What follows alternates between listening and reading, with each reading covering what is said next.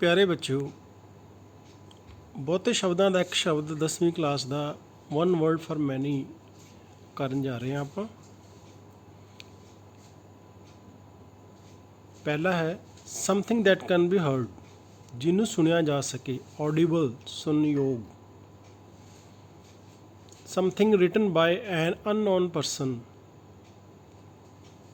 ਕਿਸੇ ਗੁਮਨਾਮ ਵਿਅਕਤੀ ਵੱਲੋਂ ਲਿਖਿਆ ਗਿਆ, ਐਨੋਨੀਮਸ, ਗੁਮਨਾਮ। A written declaration made an oath in the presence of a magistrate or a government official, ਕਿਸੇ ਅਧਿਕਾਰੀ ਦੇ ਸਾਹਮਣੇ ਲਿਖਿਆ ਗਿਆ ਕੋਈ ਓਥ ਪੱਤਰ। ਓਥ ਮਤਲਬ ਹੁੰਦਾ ਸਹੁੰ ਪੱਤਰ, affidavit. A person who does not believe in God, atheist, ਜੋ ਪਰਮਾਤਮਾ ਵਿੱਚ ਵਿਸ਼ਵਾਸ ਨਹੀਂ ਰੱਖਦਾ, ਨਾਸਤਕ। A government by one person or one party, autocracy, ਤਾਨਾਸ਼ਾਹੀ, ਇੱਕ ਆਦਮੀ ਦੀ ਸਰਕਾਰ। A word opposite in meaning, ਉਹ ਸ਼ਬਦ ਜਿਹਦਾ ਅਰਥ ਉਲਟ ਹੋਵੇ, ਐਂਟੋਨਿਮ, ਉਲਟ ਸ਼ਬਦ। A life story of a person written by himself, ਜੋ ਵਿਅਕਤੀ ਆਪਣੀ ਜੀਵਨੀ ਆਪ ਲਿਖਦਾ ਹੈ, ਆਟੋਬਾਇਓਗ੍ਰਾਫੀ, ਸਵੈ ਜੀਵਨੀ। A medicine to counteract the effect of poison, ਉਹ ਦਵਾਈ ਜੋ ਕਿਸੇ ਜ਼ਹਿਰ ਦੇ ਇਫੈਕਟ ਨੂੰ, ਦੇ ਪ੍ਰਭਾਵ ਨੂੰ ਘੱਟ ਕਰੇ, ਐਂਟੀਡੋਟ, ਜ਼ਹਿਰ ਨਾਸ਼ਕ। A representative of government in a foreign country,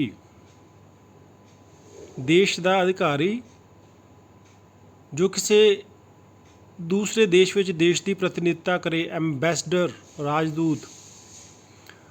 A word the meaning of which is not clear, ਉਹ ਸ਼ਬਦ ਜਿਸ ਦਾ ਅਰਥ ਸਪਸ਼ਟ ਨਾ ਹੋਵੇ, ambiguous, ਅਸਪਸ਼ਟ। A place for keeping birds, ਪੰਛੀਆਂ ਨੂੰ ਰੱਖਣ ਵਾਲਾ ਥਾਂ, aviary, ਪੰਛੀ ਘਰ।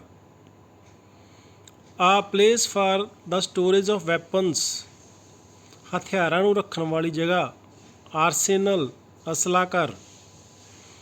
To increase the gravity of a situation, ਕਿਸੇ ਹਾਲਾਤ ਨੂੰ ਹੋਰ ਵਧਾ ਦੇਣਾ, aggravate। The crime of setting things on fire,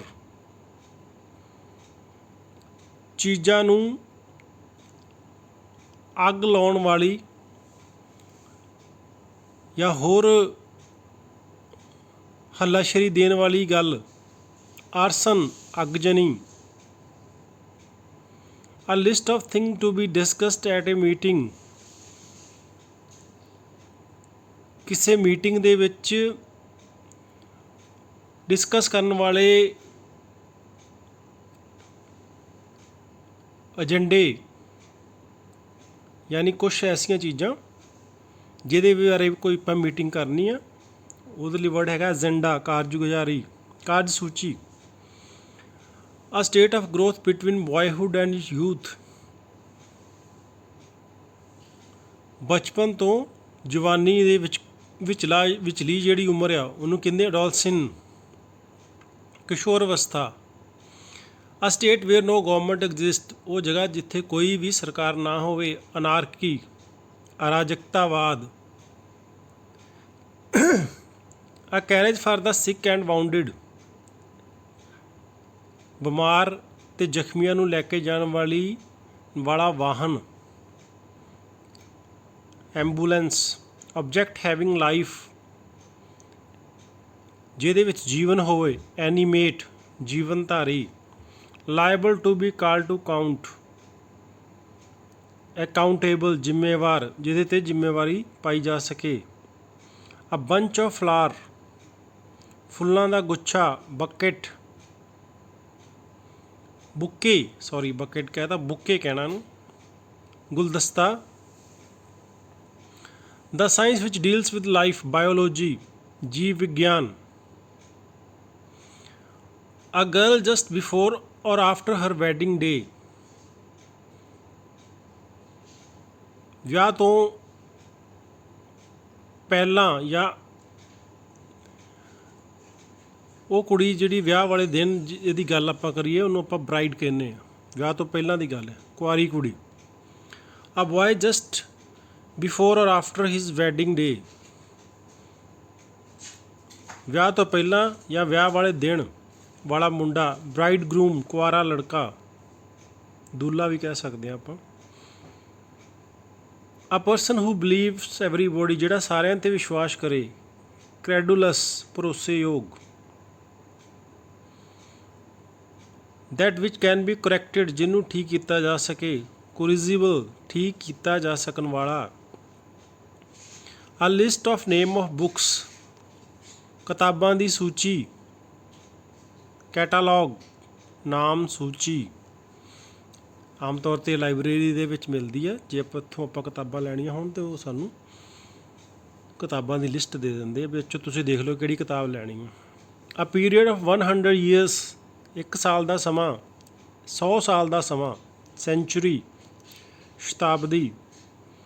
a person of machinery used for mathematical, a piece of machinery used for mathematical calculations, calculator,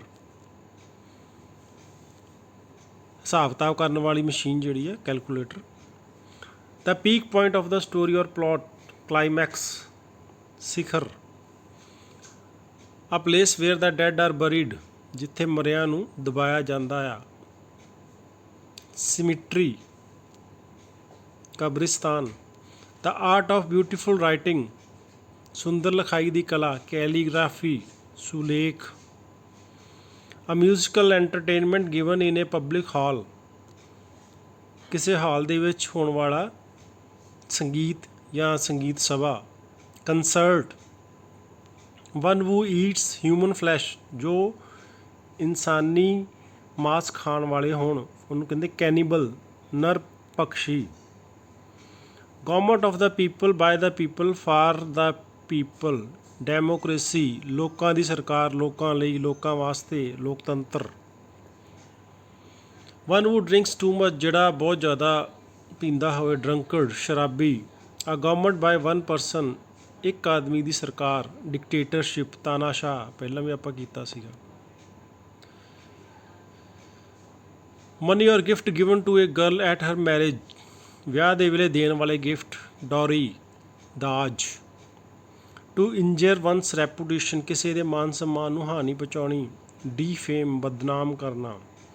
the art of management practised by statesman, ਕਿਸੇ ਸੂਝਵਾਨ ਜਾਂ ਸੁਲਝੇ ਹੋਏ ਨੇਤਾ ਵੱਲੋਂ ਪ੍ਰਬੰਧ ਕਰਨ ਦੀ ਕਲਾ, ਡਿਪਲੋਮੈਸੀ, ਕੂਟਨੀਤੀ।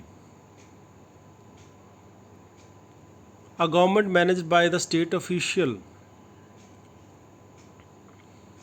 ਸਰਕਾਰੀ ਕਰਮਚਾਰੀਆਂ ਵੱਲੋਂ ਚਲਾਈ ਜਾਣ ਵਾਲੀ ਸਰਕਾਰ, bureaucracy, ਨੌਕਰਸ਼ਾਹੀ। A man who is not married, ਜਿਹਦਾ ਵਿਆਹ ਨਾ ਹੋਇਆ ਹੋਵੇ, ਬੈਚਲਰ, ਕੁਆਰਾ ਪੁਰਸ਼। A thing which can be broken easily, ਜਿਸ ਨੂੰ ਆਸਾਨੀ ਨਾਲ ਤੋੜਿਆ ਜਾ ਸਕੇ, ਬ੍ਰਿਟਲ, ਨਾਜ਼ੁਕ। To speak ill of a person in his absence, ਕਿਸੇ ਦੇ ਪਿੱਠ ਪਿੱਛੇ ਗੱਲਾਂ ਕਰਨੀਆਂ, ਬੈਕ ਬਾਈਟ, ਚੁਗਲੀ ਕਰਨਾ। A person who eats too much, ਜਿਹੜਾ ਬਹੁਤ ਜ਼ਿਆਦਾ ਖਾਂਦਾ ਹੋਵੇ, ਗਲਟਨ।